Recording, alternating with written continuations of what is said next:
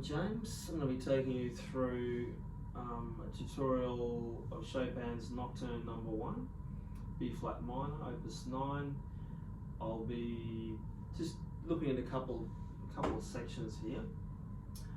So I'll start by playing a few segments of it and sort of break down as we go.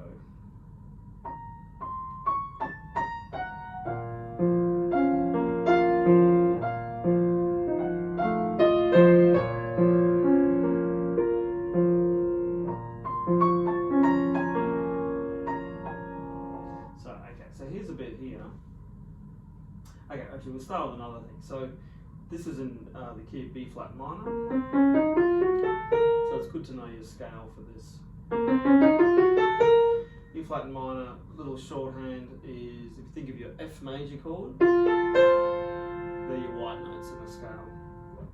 In the black notes is everything but the A flat. So those four notes, B flat, D flat, B flat. It's easy shorthand. It's all black notes except for the A flat, which is A. At times when a modulation happens, things may change. So as we get into this, you really want to get that left hand fingering nice and solid.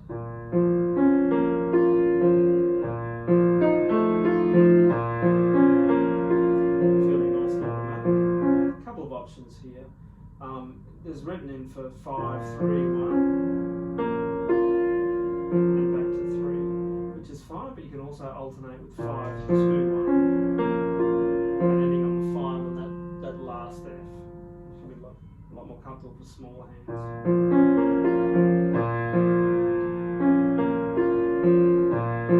Remember, the size of Chopin's hands made it easier for that kind of fingering. Okay, now one thing I want to talk about was so bar 3, you've got this line over in 11.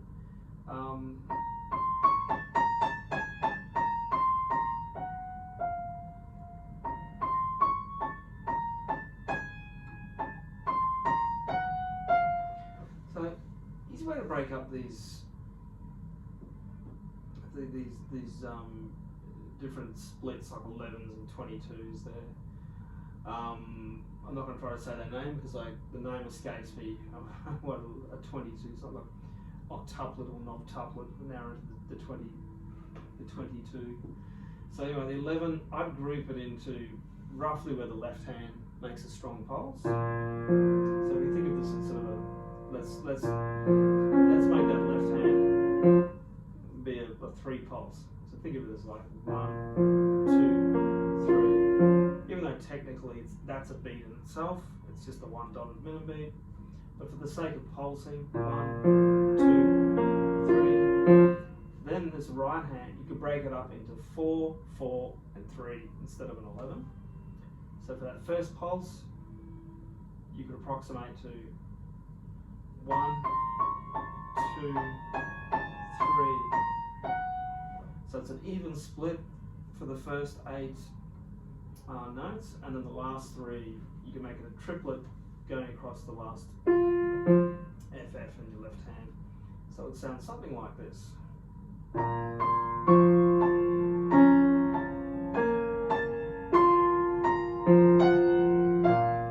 See what I'm doing there? So most of those, so you're putting a 4 and a 4 over the top of those first up to there. It's an easy way to think about it. And that last triplet split is a little more complex. It's a good way of lining everything up until you get up to speed, and then you can get a bit freer and just make that 11 float over everything. So you get to make it feel how you want to feel there. Play this here, so.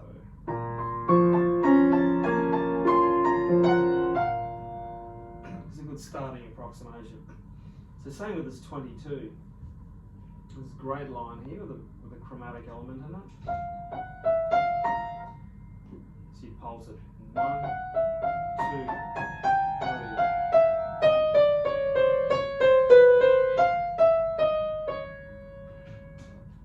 nicely over that left hand.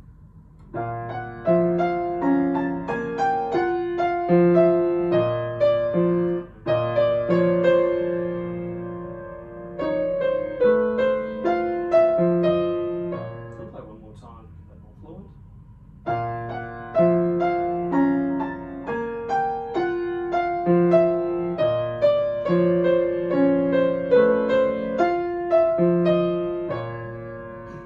Easy way to line it up. So again with that right hand, we're talking in notes here. It went 4, 4, 3, 4, 4, 3, and that was the way I lined it up over the left hand. Okay, and then as we go on here.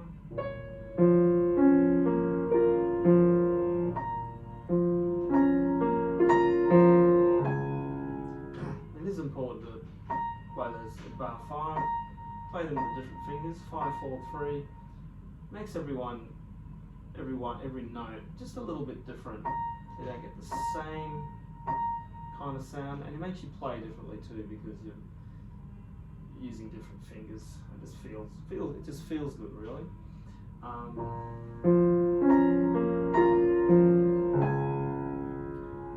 Big jumps here, so you can do a 5-1 with your left hand, 2 over, 3 here, 1, 2, 3.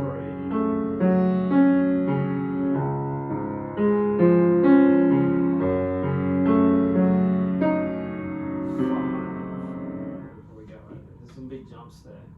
So we add the left hand in, the right hand I mean.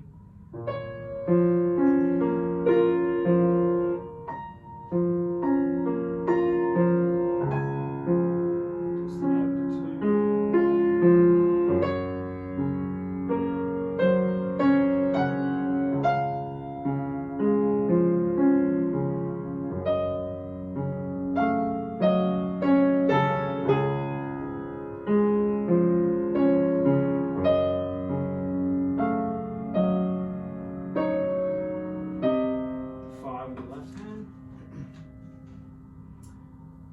Going on, bar 9.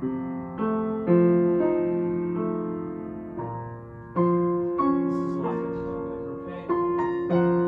They've got that note, appoggiatura. Slightly different rhythmic inflection.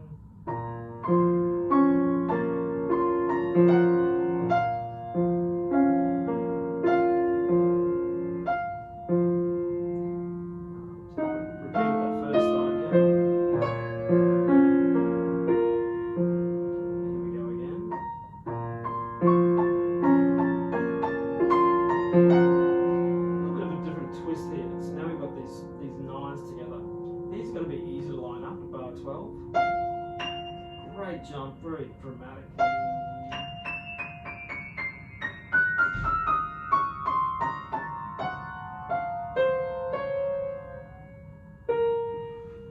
Just make sure we're still recording here. There we go. Camera's still on. So you just have to think of these in threes, really. 1, 2, 3, 1, 2, 3, 1, 2, 3, 1, 2, 3, 1, 2, 3, 1, 2, 3, 1, 2, 3,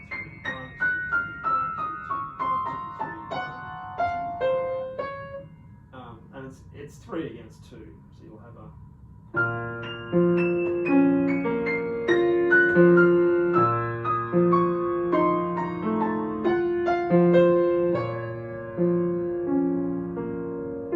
So of course you want to learn the run first when you get your left hand comfortable, and then slowly put that together, and that'll make a fairly easy line up there for each hand. Going on, bar 13.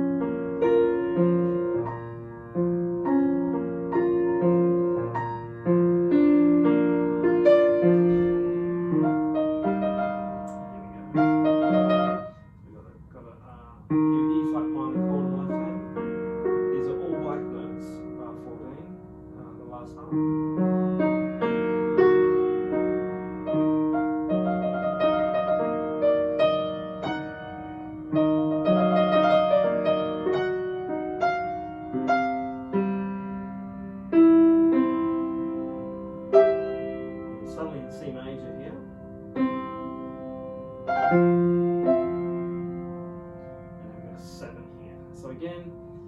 It looks like probably an easy 1, 2, 3. I'll probably start with the triplet here. 1, 2, 3. 1, 2, 3. 1, 2, 3, 4. Sorry, a little bit faster actually. 1, 2,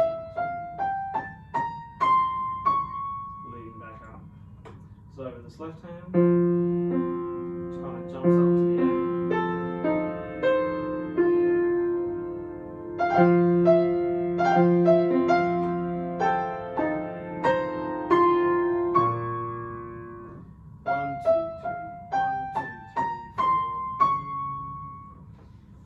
So again, if you get that G to line up with the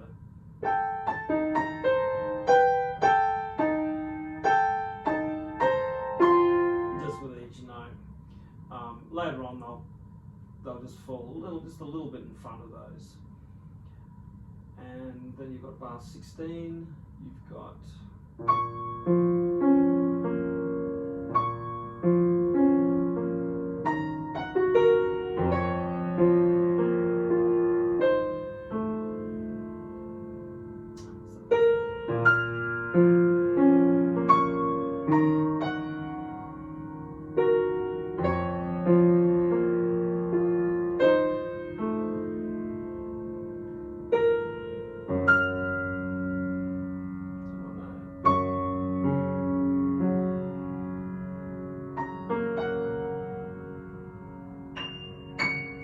super high one up there. Really big moment in this piece as it dramatically goes up high range.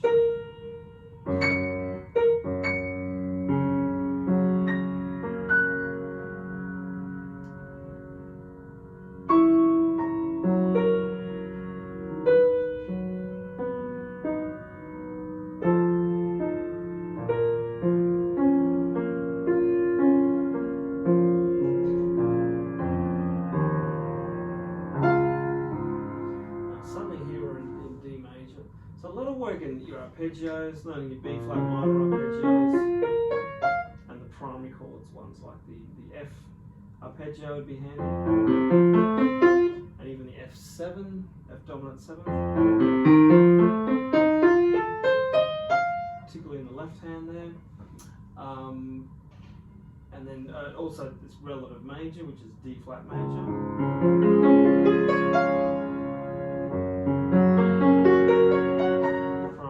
So the G flat major there, and A flat will be handy. So bar 20 we're in D flat major.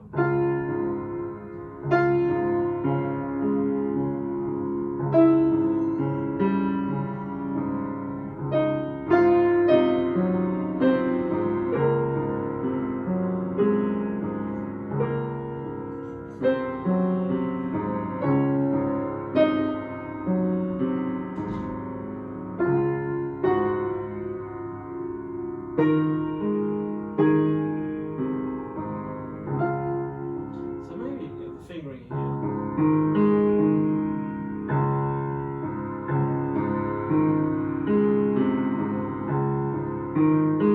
I'd probably go bar 23, I'd go 5, 3, 2, 1, and 3, 4. So big hand stretches here.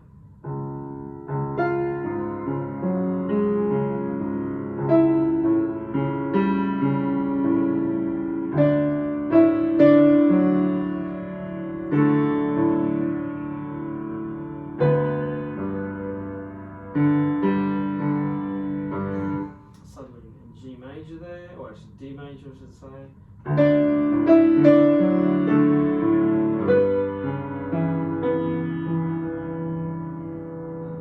bad, it's a B flat.